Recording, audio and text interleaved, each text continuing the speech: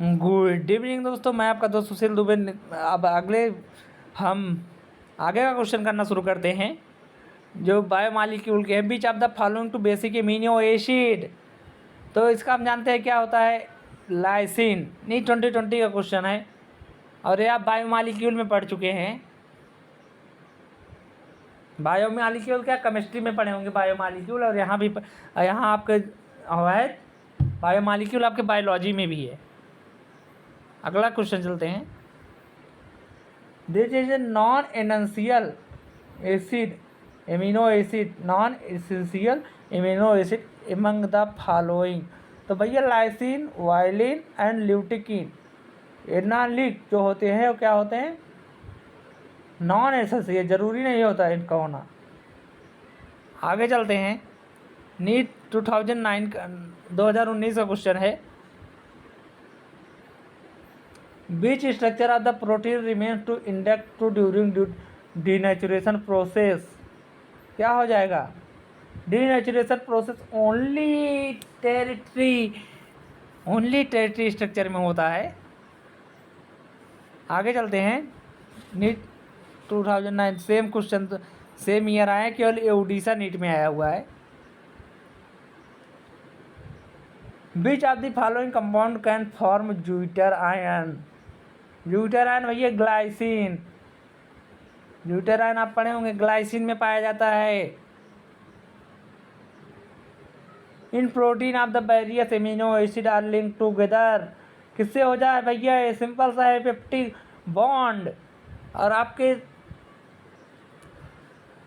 DNA जो होते हैं उसमें क्या होता है, इसका आंसर मिश्रा जी बताएंगे।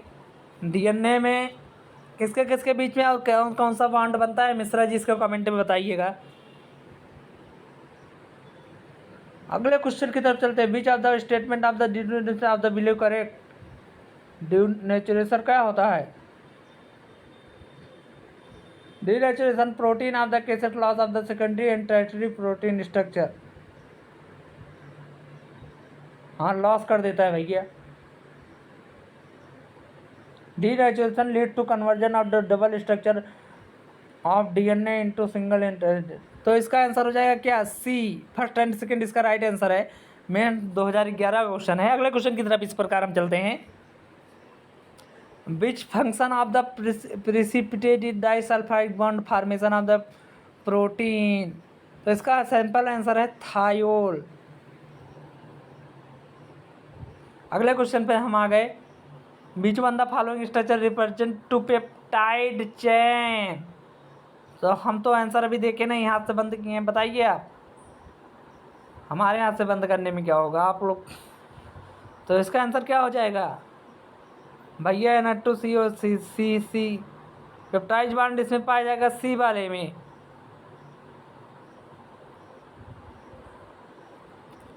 और अगर आपको अगर नोट्स अगर चाहिए तो आपको बोर्ड पे हम बता देंगे, या नोट्स हम उस पर बनाकर भेज देंगे। किस बेसिक अगर आप लोग को नोट्स चाहिए वो भी कमेंट में बोलिएगा। The correct statement in respect of the protein haemoglobin that क्या हो जाएगा, एक्ट एज कैरियर। भैया हीमोग्लोबिन जो होता है क्या होता है, क्या कोऑर्डिनेट प्रोटीन का बना होता है, 2 अल्फा चेन बीटा चेन। इसका मालिकुलर 574 होता है। तो इसको भी ध्यान दीजिए। खैर ये आगे का है, आपको आगे का नहीं पढ़ना है। हाँ, लेकिन क्वेश्चन कहाँ बनेगा, क्वेश्चन एनसीईआरटी का बनना है।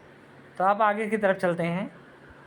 4 मालिकुलर यहाँ तो लिखा है, मालिकुलर वेट 574 होता है, तो इसका ज़रूरत नहीं है।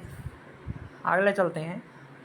The helical structure of protein to stabilized by, किससे हो जाएगा, helical structure, helical Mishra ji, helical protein.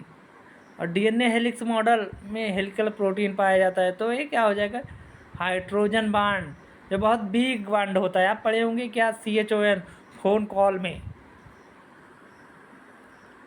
जो हाइड्रोजन बांड क्या होता है, जिसमें किसी भी माइनस मतलब कि जिसमें सबसे ज़्यादा वो निगेटिविटी वाला कोई भी परमाणु, उसका बाइंड किससे होता है, सीधे हाइड्रोजन के साथ। तो चलिए आगे चलते हैं।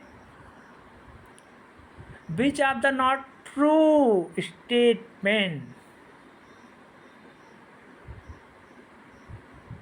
All protein amino acid of the asymmetric. हाँ जी हाँ, एसिमेट्रिक होता है, नॉट सुपर इम्पोजिबल होता है अल्फा कार्बन वाले। All protein are the found in L form, not true पूछा है। Human body of the synthesise all protein they need. जी हाँ, जरूरी होता है। At pH of the both amino and carboxylic group ionised form. जी हाँ, इसका आंसर हो जाएगा, हमें आर प्रोटीन डी फॉर्म में नहीं पाए जाते, मतलब पूरा मिलाकर डी और एल फॉर्म में दोनों पाए जाते हैं। तो अगले क्वेश्चन, इसका आंसर हो जाएगा बी। अगले क्वेश्चन की तरफ चलते हैं। क्या पूछा है? हाँ, peptide bond CONH, peptide bond which stable to incorrect peptide bond. कौन सा ऑप्शन गलत है इसमें? पेप्टाइड बॉन्ड के अनुसार, रिस्पेक्टिव टू पेप्टाइड बॉन्ड। क्या देख रहे हैं हम? हाँ, तो इसका आंसर हो जाएगा ए। अगला चलते हैं। CN bond of length in protein in longer than useful bond length NH bond. Correct पूछा है, तो करेक्ट आप इसका पिछला क्वेश्चन ही कर सकते। स्टार्च जे polymer of alpha glucose. Amylose तो स्टार्च में पाया जाता है, गलत है।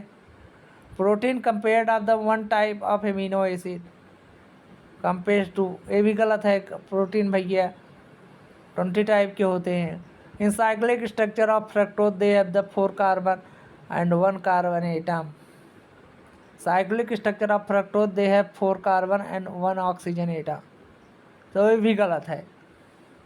ये 4 कार्बन नहीं होते फ्रक्टोज में, फ्रक्टोज में 6 कार्बन होते हैं और उसमें 4 क्या होते हैं, कायरल कार्बन होते हैं। तो इसका आंसर हो जाएगा ए, और सारे गलत हैं। डिस्कशन भी कर दे रहे हैं।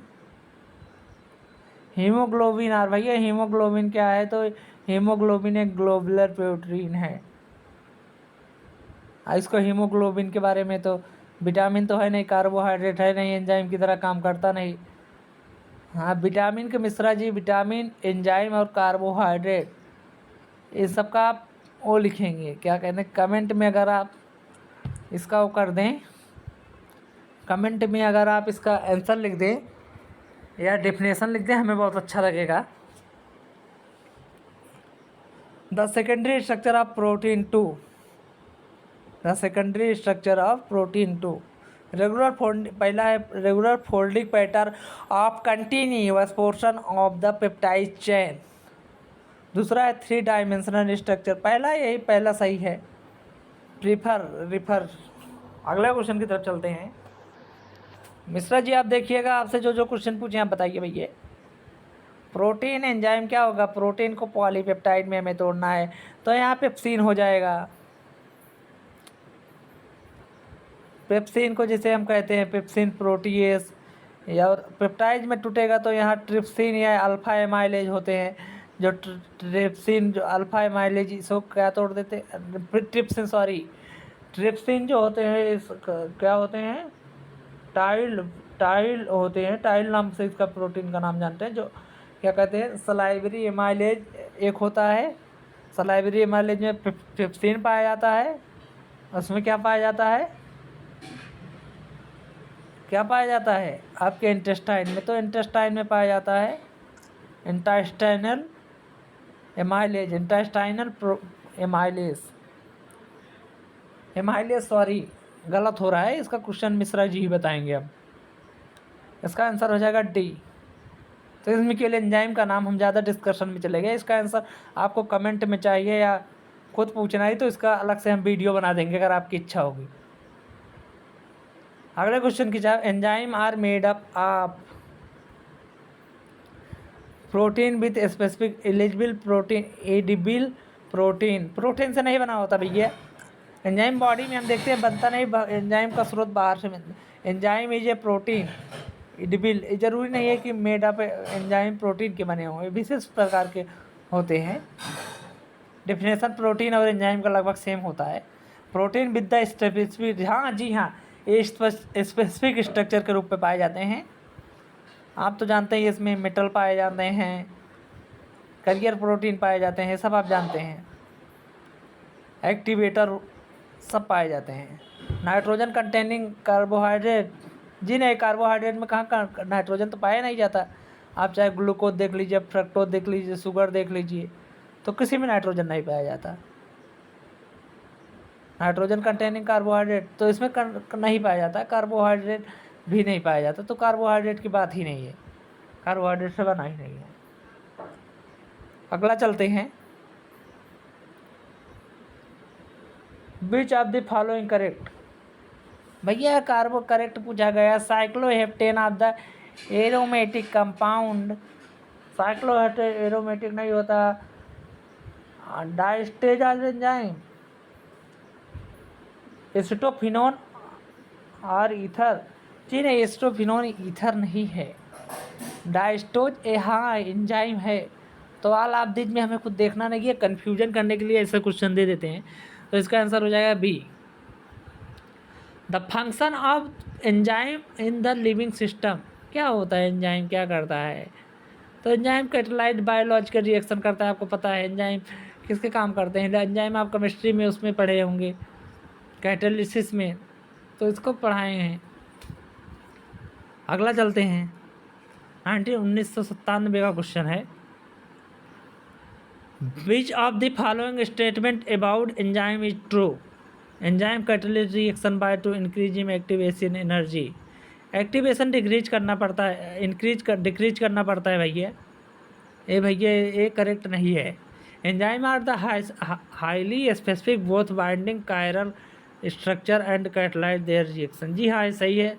तीसरा भी देख लेते हैं, enzyme lack to nucleo protein group, नहीं, एंजाइम में पाए जाते हैं nucleophilic group. 15 are the proteolytic enzyme, जी नहीं, प्रोटियोलिटिक एंजाइम नहीं है, क्योंकि एंजाइम आर वी, इसका आंसर हो जाएगा बी। अगला चलते हैं, enzyme take the part of reaction, भैया increase the rate of chemical reaction है, सही है। Decrease the rate of combustion गलत है, दोनों साथ में नहीं हो सकते। एंजाइम का काम है इंक्रीज करना। तो आज के लिए इतना ही, मिलते हैं अगली क्लास में, धन्यवाद। और भैया वीडियो को शेयर करना बिल्कुल मत भूलिएगा, खास करके मिश्रा जी आप कितना बार नाम लेते हैं, आपके लिए ही पढ़ाते हैं।